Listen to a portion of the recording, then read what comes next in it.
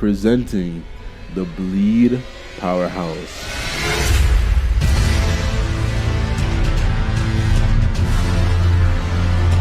I say, yo, what is good, YouTube? Ready to know who it is, man. It's your boy DFG Frosty, aka Young Frosty, and I'm back again with another banger.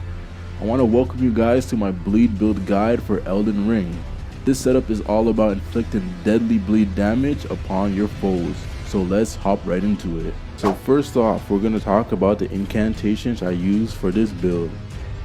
The first incantation, we got Swarm of the Flies. This is a spell that will unleash a horde of deadly flies upon your enemies, causing continuous bleed damage over time, and it is a great way to keep pressure on your opponent.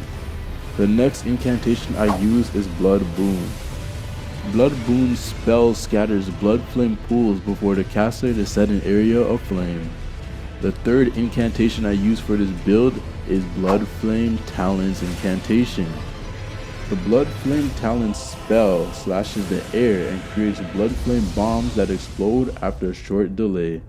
And the final incantation that I use for this build is Catch Flame incantation. This is a versatile spell that will help you maintain control over your enemies, disrupting their movements and allowing you to set up devastating combos. Essentially, Catch Flame deals a spark of fire to enemies within range during combat. And now moving on to our weapons. The Iron Greatsword with Seppuku Asher War. The Iron Greatsword serves as your main weapon, delivering powerful blows that has a chance to cause bleed. Infusing it with Seppuku's Asher War, it will amplify the bleed potential. My secondary weapon is going to be the Reduvia, a deadly stylish dagger that boasts a high bleed damage. It's perfect for a quick and precise strike, ensuring that your opponents bleed out rapidly. And for my seal, I will be using the Dragon Communion Seal. This is a powerful ring that boosts your bleed damage, making your attacks even deadlier. Wear it proud to ensure your enemies fear the bite of your blade. Moving on to my talismans. The first talisman I have is the Erdtree Favor +2. This talisman will boost your health and survivability, allowing you to endure more punishment while still dealing heavy bleed damage. The second talisman that I have is Lords of Blood's Exaltation, a must-have talisman for any bleed build. It significantly enhances your blood bleed up, making it easier to trigger the bleed effect on your enemies. The third talisman I'll be using for this build is the Shard of Alexander. This talisman completes your Blood Boon incantation, increasing the potency of the bleed infused weapon. And the final talisman that I'll be using is the Dragon Crest Great Seal. While not directly related to bleed, this Great Shield provides a solid defense and stability, giving you the necessary protection to keep the pressure on your foes. And now moving on to my clothing. The first item we got is the most important item for this build, and that is the White Mask. This helm will increase players' attack power by 10% for 20 seconds. Once blood loss has been inflicted on your enemy. For my chest, I got the Black Knife Armor. For my hands, I got Radahn's Gauntlets. And for my legs and feet, I got Radahn's Greaves. Alright, and now moving on to our stats. I have started this build as a hero class, and I aim to have max strength and max arcane. So for my stats at 150, they look just like this.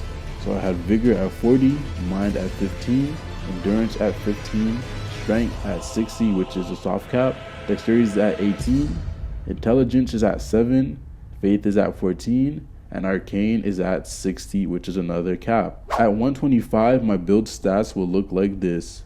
My Vigor would be at 35, my Mind would be at 15, Endurance would be at 15, Strength would be at 50, Dexterity would be at 18, Intelligence would be at 7, Faith would be at 14, and Arcane would be at 50.